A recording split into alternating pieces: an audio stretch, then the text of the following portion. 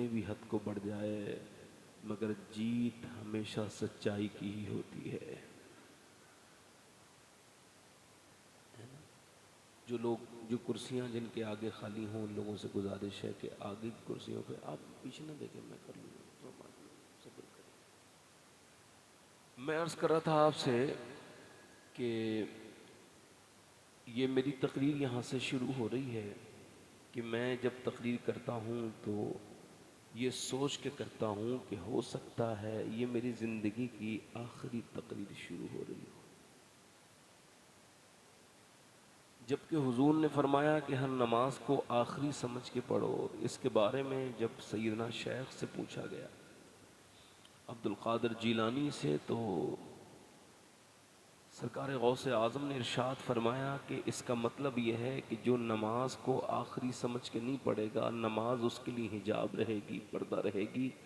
और अगर वो नमाज को ऐसी पढ़ेगा कि वो गया आ गया तो मुर्गे की तरह पूरी ज़िंदगी ठोंगे मारेगा, उसको नमाज का लुत्फ़ नहीं मिलेगा। मगर जो नमाज को आखिरी समझ के पढ़ेगा, उसकी नमाज उसको मेराज तक पहुंचा देगी।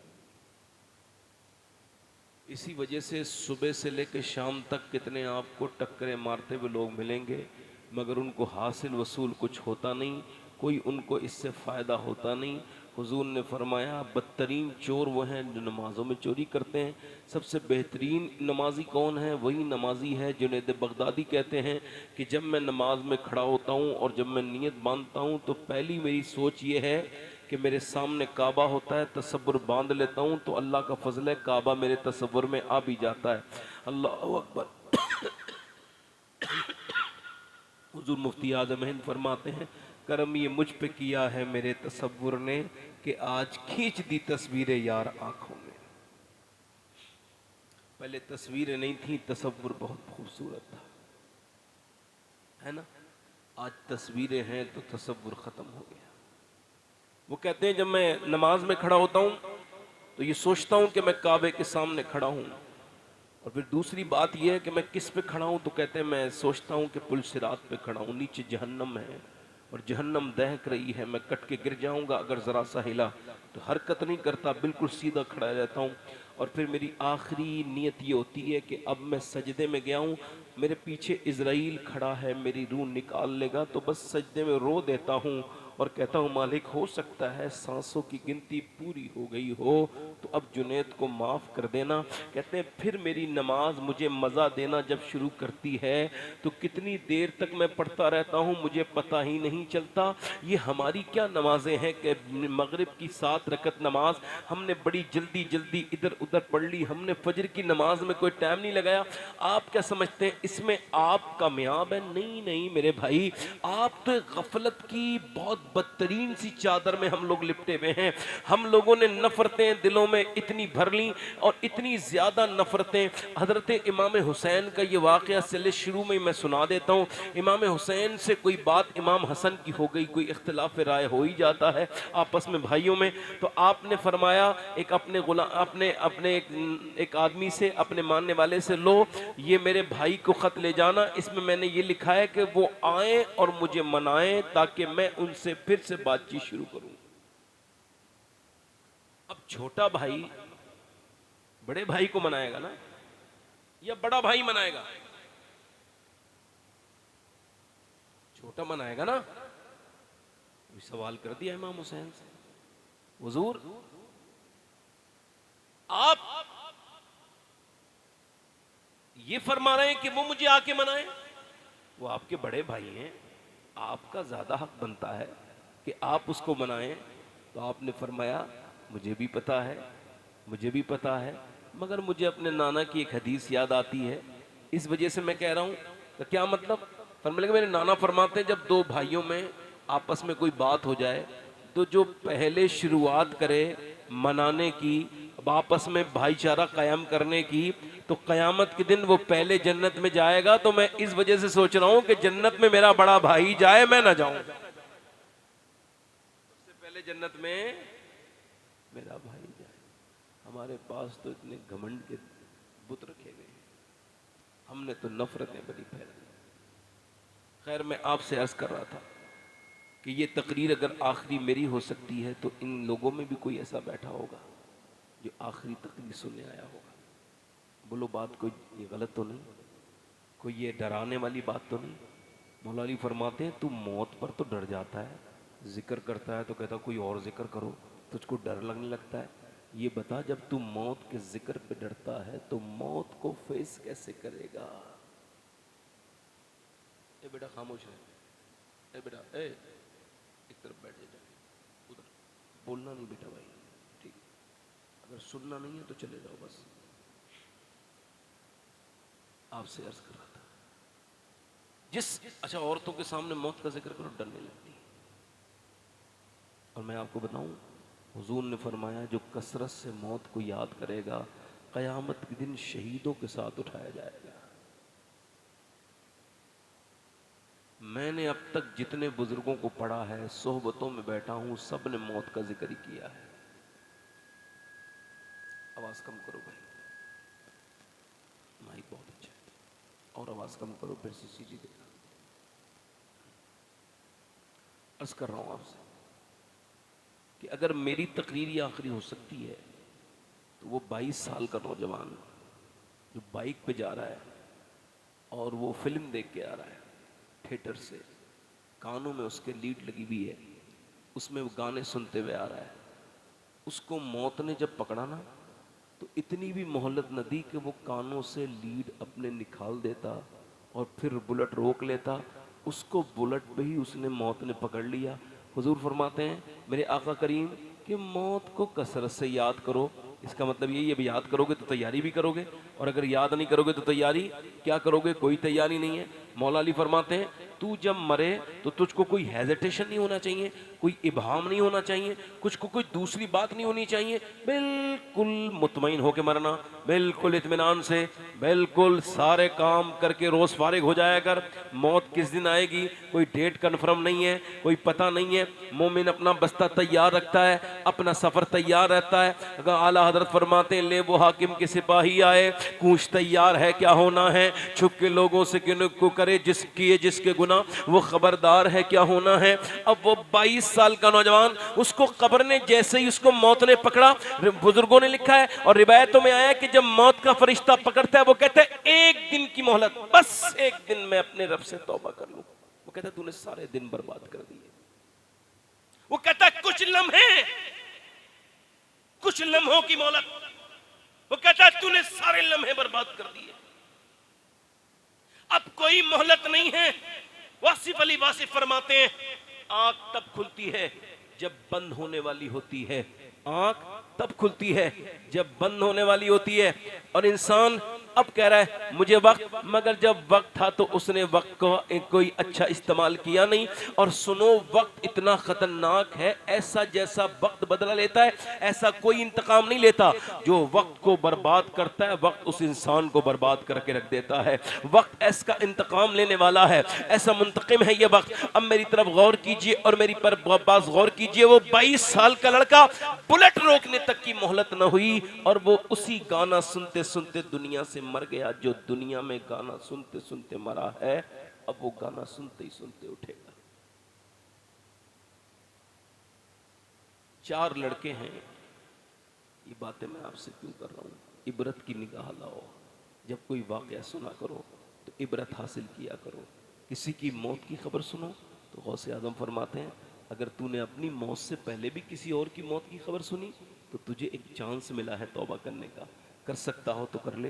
हो सकता है जो मस्जिदों में ऐलान या जो सोशल मीडिया पे खबर मैं आपसे कह रहा हूँ दूसरे लोगों की चल रही है, वो मेरी भी चल सकती थी, मैं भी मर सकता था। ऐसा तो है नहीं कि वक्त के साथ इंसान समझता है कि उम्र के साथ मौत आती है। अब तवज्जो करें, उसको बाइक रोकने की भी मोहलत मौत ने न दी, वहीं पे मौत आ गई, उसी पे आ गई। और वो 4 गाड़ी चलाने वाले लड़के जिनको 2 हफ्ते हुए हैं मरे हुए, वो 4 लड़के जिनकी एक की भी उम्र 25 साल से ज्यादा नहीं है, वो गाना तेज बजा के गाड़ी चला रहे थे और मियाँ शराब के नशे में थे। उसमें थे तो मुसलमान, मगर उनके उनके मुंह से शराब लगी हुई थी। अचानक उनकी गाड़ी जो है ना वो डिसबैलेंस हुई, गाना देख रहे थे, शराब के नशे में थे, पूरी तरह से बिल्कुल गाफिल गफलत की जिंदगी। और जैसे ही उनको मौत आई है वैसे ही उनको मौत आ गई, चारों ऑन द स्पॉट मर गए। और फिर सुबह से लेकर शाम तक घर वाले रोते रहे, लाशें नहीं आई। फिर रात गुजर गई, सुबह हो गई, माँ कह रही, लोग कह रहे माँ थक गई, बहनें थक गई रोते रोते। लोग तो तेरे रोने की भी एक लिमिट है, कोई 1 घंटा रो लेगा, 2 घंटा रो लेगा, कोई किसको कब तक रोएगा। सुबह को मरे के कोई शाम तक नहीं रोता, और शाम के मरे को पूरी रात नहीं रोता। तू कौन सी दुनिया में तूने दिल लगाया है मेरे भाई? इस दुनिया से तूने दिल लगा लिया। सुन मेरे भाई मेरे दोस्त, वो लाशें अब पोस्टमार्टम हाउस पे हैं, और वहां के जो लोग हैं वो आज बंद करके चले गए, सुबह आएंगे। रात भर लाशों के ऊपर ऐसे ही मक्खियां और ऐसे ही उनकी मच्छर उनके ऊपर रहे, पूरी रात ऐसे ही खुली हवाओं में चालों लाशें पड़ी रही। किसी का भेजा निकल गया था, किसी का हाथ टूट गया था, किसी का पांव टूट गया था। अब सुनो, उसके बाद पहले तो वो ये करते थे कि पहले वो छेनी और हथौड़ी से चीरते थे, मगर अब छेनी और हथौड़ी से नहीं, अब तो वो ग्लेंडर से पारते हैं, यहां से काटते हैं, पूरा चीर के खोपड़ी निकाल लेते हैं। और ये पूरा, मैंने आज से 7 साल पहले मैंने 2 लड़कों को जिनको पोस्टमार्टम हुआ था उनको गुस्ल दिया था, और आज तक मुझे वैसा का वैसे याद है। मेरे पड़ोसी थे, तो मैंने जब सर उठाया तो उसके सर को मैंने देखा कि उसका जो सर था ना उसमें मेरी उंगली लगी, तो उंगली में एक हड्डी लग गई और खून निकला। एक साहब, मैं रोने लगा तो एक साहब बोले, क्या मियाँ आपको तकलीफ होती है? सही साहब, मैंने कहा तकलीफ नहीं हो रही है, मेरे हुजूर फरमाते हैं जब मुर्दे का हाथ पकड़ता है गुस्ल देने वाला तो वो कहता है आराम से उठा, तेरे उठाने से बड़ी तकलीफ होती है। आज तो ये हाथ उठाना इतनी तकलीफ होती है, तो ये बताओ जब पोस्टमार्टम वाला चीरता होगा और जब वो फाड़ने के बाद दूसरी मर्तबा टांके लगाता होगा तो कितनी तकलीफ होती होगी। एक मौलाना साहब कह रहे थे कि मौलाना के इंतकाल पर वो पोस्टमार्टम हाउस के बाहर खड़े थे तो ऐसे आवाजें आ रही थी जैसे कटने की आवाजें आती हैं, जैसे कोई मोटी कोई चीज को काट दिया गया है। कहते मैं कांप गया सैयद साहब, मैंने कटते हुए अंदर जब देखा तो मैं कांप गया कि मेरा साथी को काटा जा रहा था। अल्लाह अकबर, मैं इस वजह से इस पे परेशान रहता हूँ। और मेरी बहनें, मेरी बेटियां, मेरी बहनें, अब वो जो भी ये खुदकुशी करके जाएगा वो बगैर कपड़ों के पड़ा है, उसको चीर दिया गया है ऊपर से लेके नीचे तक। किस दुनिया से हमने आपने दिल लगाया है? अब बताओ जो शराब के नशे में मरे हैं वो कयामत के दिन किस हाल में उठेंगे? बताओ मुझे,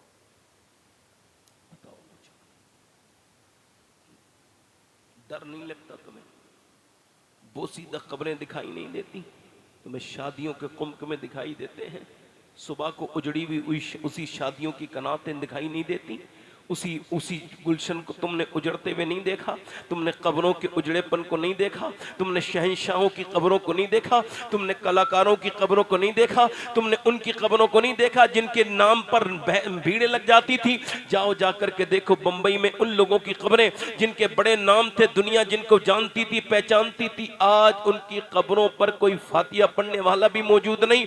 मेरे भाइयों, मौत जब आएगी तो तुमको हालात बदलने नहीं देगी। सैयदना गौस आदम फरमाते हैं जब मौत आएगी हाल बदलने नहीं देगी, जिस हाल में मरना चाहता है उसी हाल में जीना शुरू कर दे।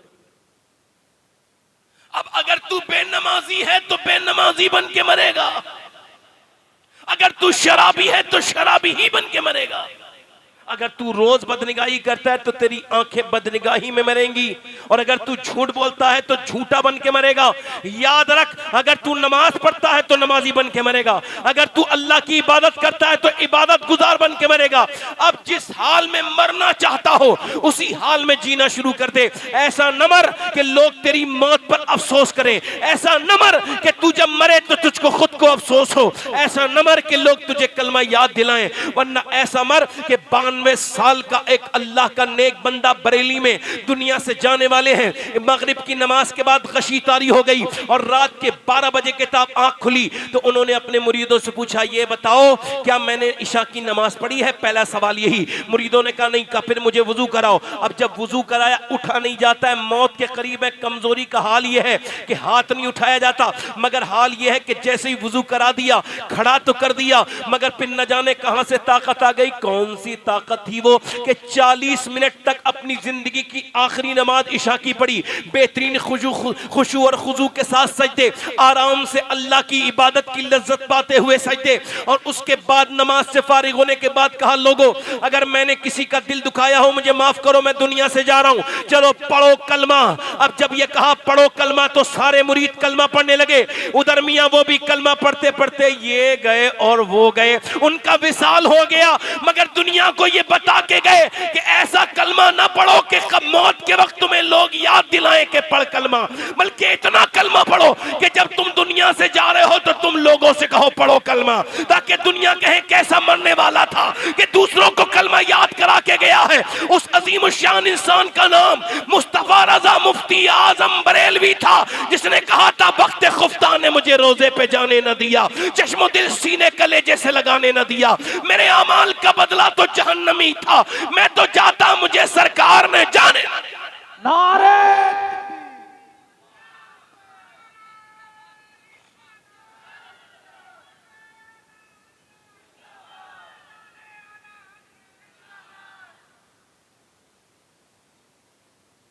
ऐसे न मरना। हुसैन से क्या कोई जाती रंजिश थी यजीद के साथ? नहीं। क्या झगड़ा था हुसैन? झगड़ा एक ही था, हुसैन ने यजीद को अपनी आंखों से शराब पीते देखा था। ए बेटा कहाँ जा रहा? बैठ के सुनना थोड़ी देर, थोड़ी 1 घंटे तक इंसानों वाली हरकत करो बस, इंशाल्लाह कुछ ना कुछ फायदा मिल जाएगा। क्या झगड़ा था? उसको अपनी आंखों से इमाम हुसैन ने शराब पीते देखा था, और जब वो बादशाह हाकिम बना तो उसने जब बैत का मुतालबा किया तो वलीद जो कि मदीने का गवर्नर था, उसने कहा हुसैन आप ऐसा करो यजीद की बैत कर लो। तो इमाम ने ये नहीं कहा मैं बैत नहीं करूंगा, ये फरमाया मेरे जैसा यजीद जैसे की बैत नहीं कर सकता। नहीं समझे बात? नहीं समझे? ये कयामत तक के लिए ये इमाम अली मकाम ने मियार बता दिया कि हुसैन जैसा कोई भी इंसान यजीद जैसे के साथ बैत नहीं कर सकता।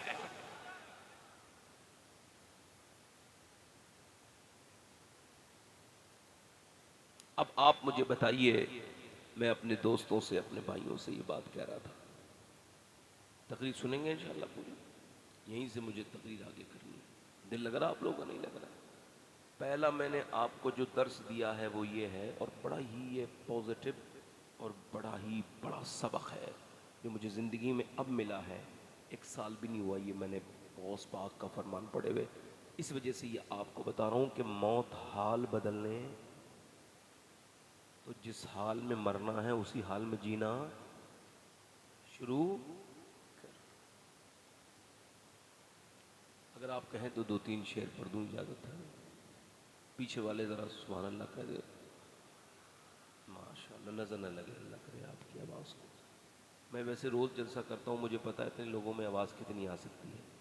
ज़रा आप एक मरतबा बिल्कुल ही बेतकल्लुफ़ हो जाए, हुजूर का जिक्र करें, दोनों हाथ उठा के बोले लब्बैक या रसूल अल्लाह।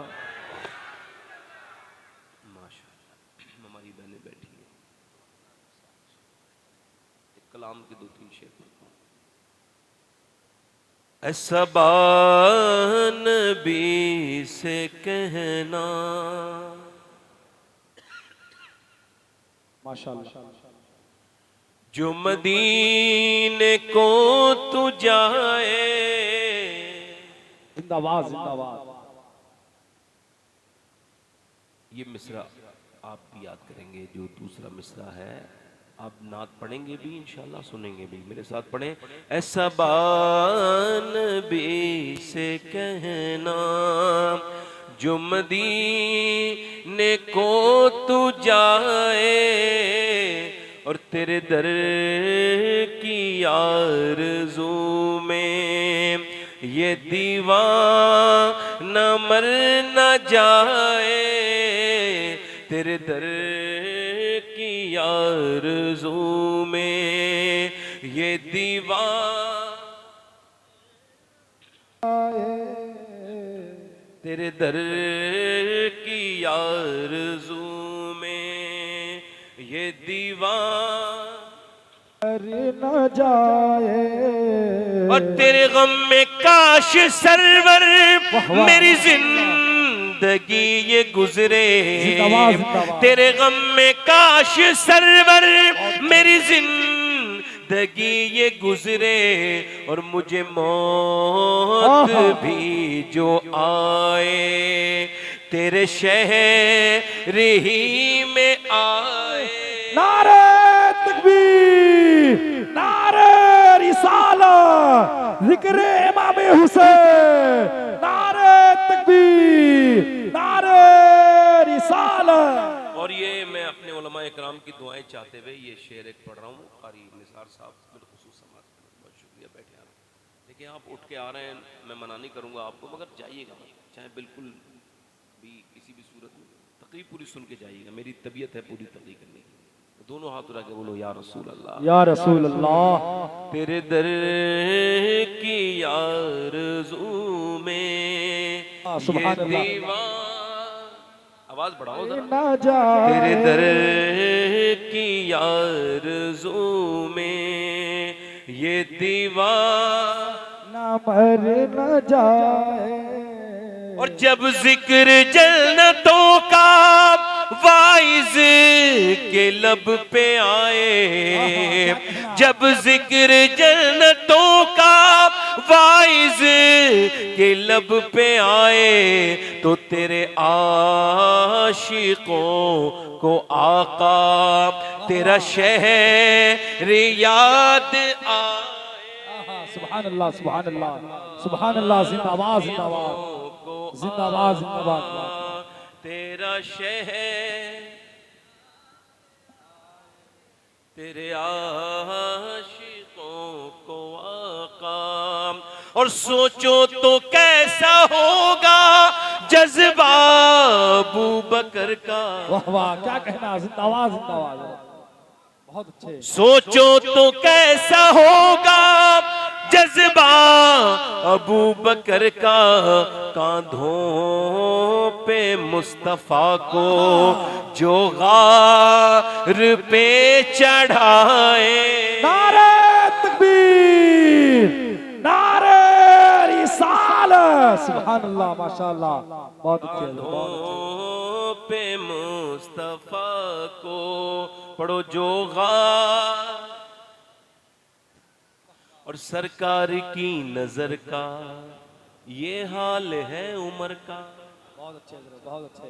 सरकार की नजर का ये हाल है उमर का, वो जिधर जिधर से गुजरे शैतान भाग जाए।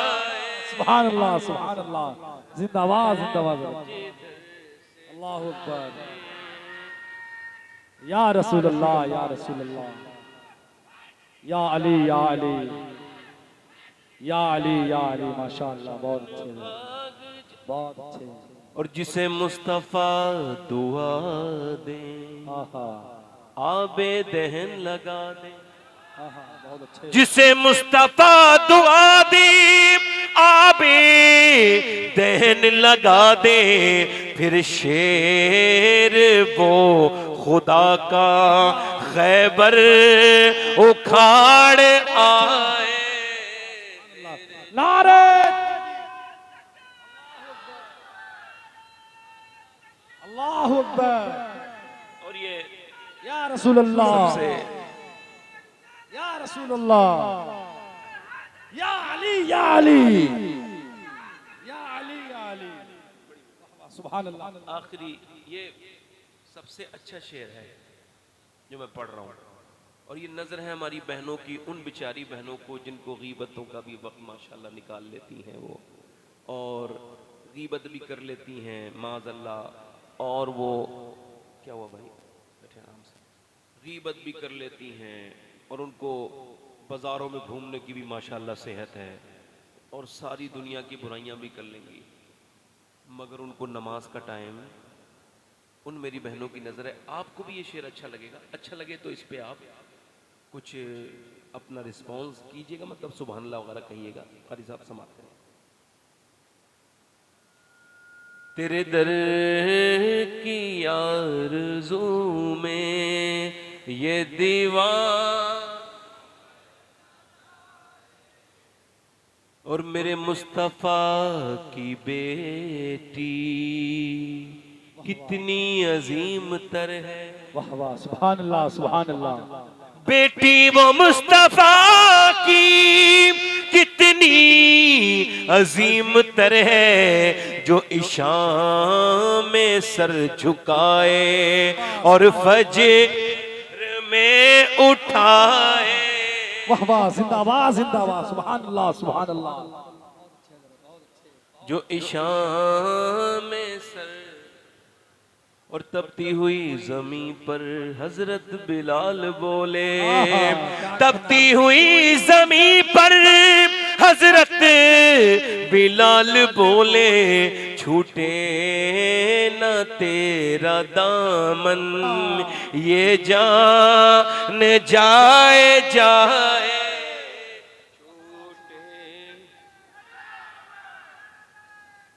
दामन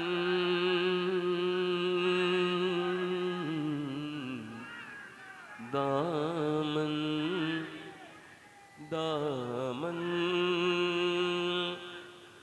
कोई मिसले इब्ने हैदर न हुआ है और न होगा।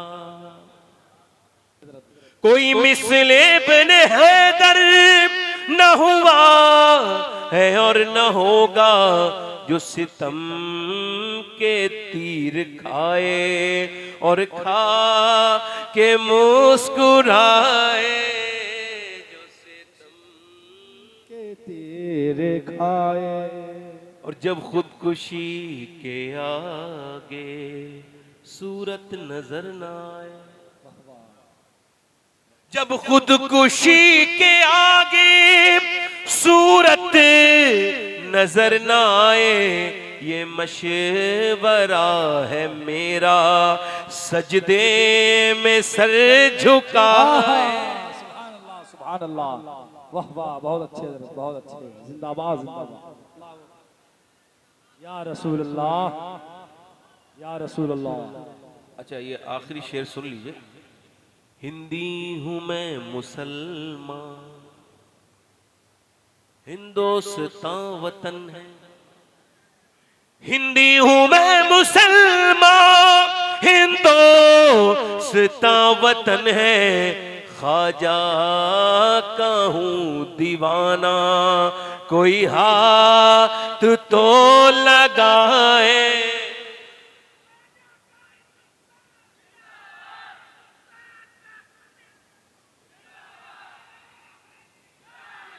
कोई सामने तो आए, ख्वाजा कहूँ दीवाना। वालिद नहीं रहे अब, तन्हा मैं रह गया हूँ। वालिद नहीं रहे अब, तन्हा मैं रह गया हूँ।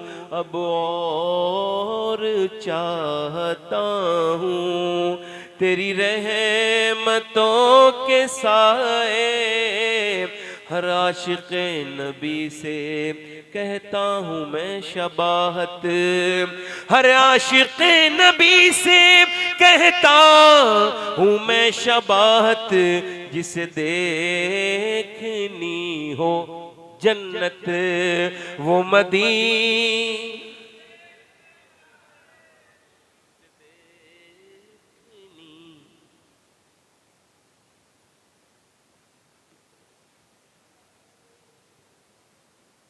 हुसैन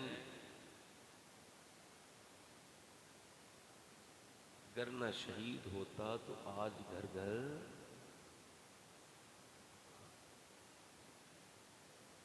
इकबाल कहता है, लोग मुझसे जब ये डायरेक्ट कहते हैं ना, हुसैन ने करबला में बड़ा हक अदा किया है, इको कम करेंगे, तो मैं उनसे कहता हूं ये बात अधूरी है।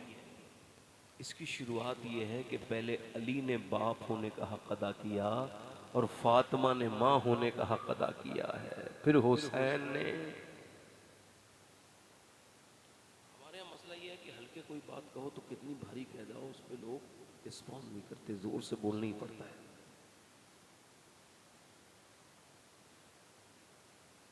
अच्छा आप मुझे बताओ, जब मुसलमान लड़कियां इतनी, सब नहीं माशाल्लाह, बहुत अच्छी लड़कियां भी हैं हमारे यहाँ, अक्सरियत बहुत अच्छी है हमारे यहाँ, मगर फिर भी जब मुसलमान लड़कियां गैर मुस्लिमों की बाइक पर, जब किसी वीडियो में किसी फेसबुक पर कोई देखता है मुसलमान, तो रात को सो नहीं पाता, उसका दिल जलने लगता है। मैं आप सबसे कह रहा हूं, सिर्फ एक सवाल कर रहा हूं, आप सब समझदार हैं, मुझसे ज़्यादा उम्र वाले लोग बैठे हैं, जवाब देंगे आप, बस जवाब दे दीजिएगा। जिस लड़की को गैर मुस्लिम के हाथ में हाथ पकड़ के घूमने में कोई शर्म नहीं, जो गैर मुस्लिमों के साथ भी रहती है, बेहया है, बेशर्म है, क्या वो माशरे को कोई हयादार बच्चा दे सकती है?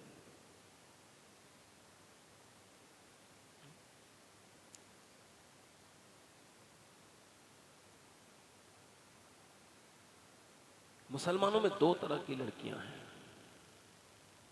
एक तो वो है जो पर्दा करेगी ही नहीं, चाहे झगड़ा कितना कर लो उसे, उसको समझाओ बताओ, वो मैकअप करेगी बेहयाई के साथ, बेशर्माई के साथ। उसको खबर होनी चाहिए कि उसका उसूल ये है कि जब नमाज पढ़ती है औरत तो मर्द, दोनों की नमाजों में एक फ़र्क है कि नमाज पढ़ते वक्त मर्द हाथ लाता है, समझदार के लिए इशारा बहुत काफ़ी होता है। हम लोग शर्म हया वाले मज़हब के लोग हैं, खुल के बात करना पसंद नहीं करते। इशारे के नाम में समझिए कि मर्द के लिए इजाज़त ये है कि वो हाथ उठाए और अपनी बगलों को पूरा खोले और फिर कहे अल्लाहु अकबर। औरत के लिए हुक्म ये है कि वो हाथ जब नमाज पढ़ेगी तो बस यहाँ लाएगी और बांध लेगी, ऐसे सिमट के हाथ ऐसे करेगी और बांध लेगी। अब जब सुनो, मर्द जब सजदा करेगा तो फैल के करेगा, औरत सजदा सिमट के करेगी, अपने आप को समेट के करेगी। औरत जब जाएगी सफा मरवा पर तो दौड़ेगी नहीं, मर्द दौड़ेगा। वो कह रही है कि खातून इब्राहिम दौड़ी थी, हाजरा मुझको भी दौड़ने दो। नहीं, तुम नहीं दौड़ोगी, तुम दौड़ोगी तो तुम्हारी बेपर्दगी हो जाएगी। अल्लाह को पता है कि मर्द की जिस्म की बनावट और है और औरत की जिस्म की बनावट और है, लिहाजा उसने मर्द की नमाज अलग कर दी, औरत की नमाज अलग कर दी। वो ये नहीं चाहता कि उसकी बंदी नमाज पढ़ते में भी बेपर्दा हो। वो हज करने जाए तो हज अलग कर दिया कि इसका हज अलग है, मर्द का हज अलग है।